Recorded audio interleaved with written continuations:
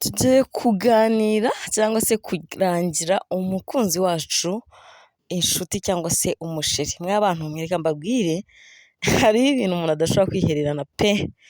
Simubizi se?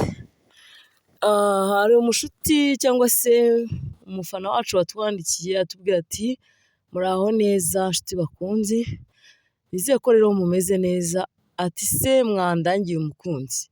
Ndi umukobwa mfite imyaka 41 ariko iyo myaka nyigize ntarashaka, ntafite nyine umugabo. None ko numvishije muganira ku bintu bijyanye n'abagabo, nkaba narumvishije videwo ivuga yuko ushobora kuba warangira abantu abagabo cyangwa se abagore, mwandangiye nanjye umukunzi ndabibasabye kandi ufite gahunda. Murumva imyaka mfite, nshaka umuntu nanjye uri mu myaka nk'iyanjye cyangwa se akaba nandutaho gakeya ariko ufite gahunda. Nyabuneka ngira ngo murabyumva ubutumwa bw'uyu munsi. Ubutumwa bw'uyu munsi rero ni aho ngaho, ni uko bumeze. Ndagira ngo mutwandikire ababishaka, mutubwire, mutwandikire abagabo ngira ngo muratwumva, hariho abagabo badukurikira muri hirya no hino hatandukanye, nta kondisiyo yashyizeho, icy'ingenzi ni ukuba uwo muntu afite urukundo, sibyo? Atarafite n'ibintu by'imikino. Mutwandikire tubahuze n'uwo mukobwa wacu, murumva ikigero cy'imyaka arimo, ibintu byose ngira ngo yabisobanuye. Mutwandikire tubahuze n'uwo mukobwa.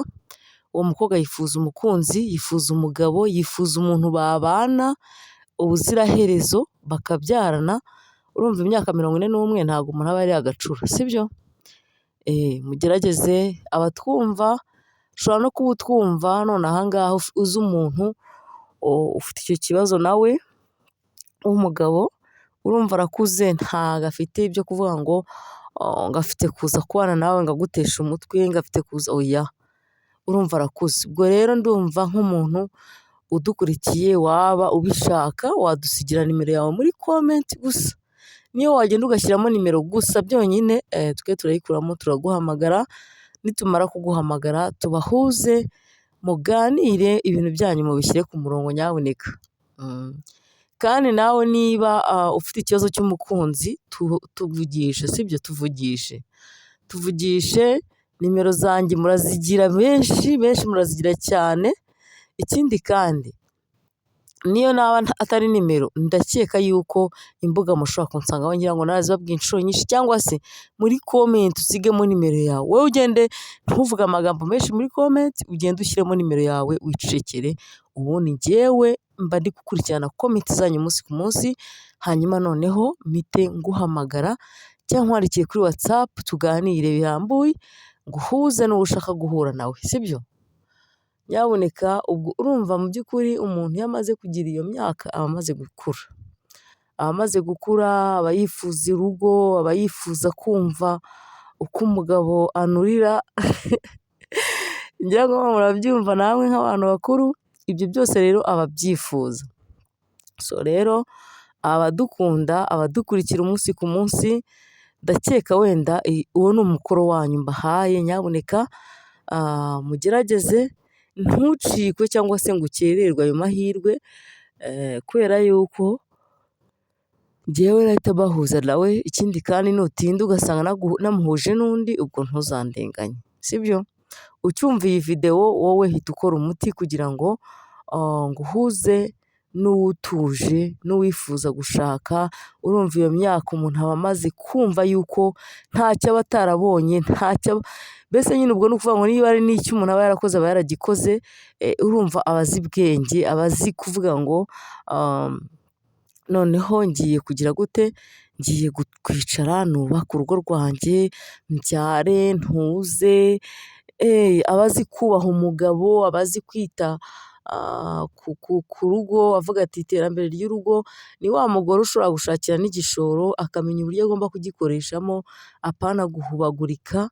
Ni wa mugore nyine uba uzi icyo agomba gukora muri rusange.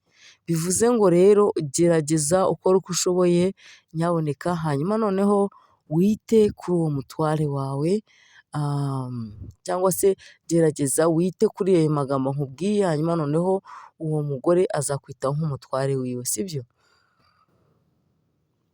Nubwo mvuze ngo ni umugore munyihangane ariko si umugore, habaho gucikwa mu magambo ariko ntabwo ari umugore, sibyo? Umugore ni ufite umugabo, we nta mugabo afite. Kandi nanababwiye ndababwira ngo buriya hari igihe ushobora kuba uvuga uti njyewe nshaka wenda ibi n'ibi, nshaka guhura n'umugore umeze gutya cyangwa se nshaka guhura n'umugabo umeze gutya, hano turabisaba bakabiduha, hanyuma noneho bakaduha nimero zabo. Hari igihe benshi baba bafite icyo kibazo cyo kuba biciye mu rugo ariko badafite abakunzi, icyo gihe rero iyo yashiritse ubwoba agashiruka ubute arabivuga, tukaba twagira uko tubimufashamo ndetse bikaba byanamugirira akamaro bitewe n'uko yashirutse ubwoba akavuga. Iyo washirutse ubwoba ukavuga hari byinshi ugeraho byiza ndetse hari na byinshi umenya utari uzi. Bivuze ngo rero shiruka ubwoba ubaze, wibarize, niba uri umukobwa wibarize, niba uri umuhungu wibarize, koko hari igihe ushobora gusanga uhagiriye umugisha utari uzi yuko uwo mugisha ushobora kuwuhagirira. Nshimira kandi by'umwihariko abantu bajya bakunda kumpamagara bambaza ati se shangazi twaca imyeyo gute, dore ngiye gushaka ariko se ko ntaciye imyeyo ni gute nabigenza, aho tukabagira inama. Nshimira n'abandi bajya baduhamagara batubwira ati shangazi tugiye kubaka urugo none se nzitwara gute njyewe. Hari umwana w'umukobwa wampamagaye ari kumbwira ati rwose umugabo wanjye ari kunsaba avansi, ntabwo ndaryamana nawe sindanabikora ariko ari kunsaba ngo turyamane, kandi namubwiye yuko tuzabikora ari uko twashyingiranywe. None nkora iki? Ndakubwiza ukuri ngo umuntu ugukunda, umuntu wagusabye, umuntu mwagiye mu murenge byongeye ntabwo yakwanga kubera yuko ngo utemeye gutanga avansi, ahubwo we aba agira ngo akurebe, sibyo? Hari n'igihe avuga ati reka murebe ndebe ko ari bubyemere, reka mbishyiremo imbaraga ndebe ko abyemera, sibyo? Nawe uguma ku ibanga ryawe ukamwangira kuko buriya akenshi aba yarabikoze, aba yaragukunze kuko abona yuko uri umukobwa mwiza wiyubaha, udashobora kuba wakora ibintu nk'ibyo. Iyo uteshutse rero ukabikora deja ataragusaba ataragira ate ngo ni uko mukundana gusa, hari igihe usanga wamaze guhomba adashobora kuba yagira ate yakongera kukwiyumvamo nk'uko byari bimeze mbere. Rero narababwiye ngo gutanga avansi bigira uko bigenda mwa bantu, mutazahubuka, mutazakorera ubusa, mutazakorera ireri mugasanga mukoze ibintu bitari byiza, ejo n'ejo bundi murabyicujije. Kandi burya ntabwo burya ari byiza kuba umuntu yakicuza. Mu buzima ntabwo ari byiza kuba umuntu yakicuza. Nawe udukurikiye none aha ngaha ukaba ukeneye kuvuga ngo nkeneye fiyanse, nkeneye umugabo, ndi umugore, ndi umukobwa, ndi umufiyemeri, hanyuma noneho nawe ushobora kuba uri umusore cyangwa umugabo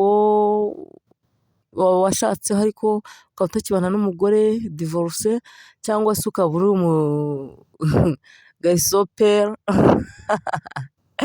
garisoperi wenda ibyo birumvikana biravugika, wenda ahari bari kubyumva. Umuhungu nawe nyine wabyaye nyine murabyumva, ariko kwa kundi abatipe batera inda nyine.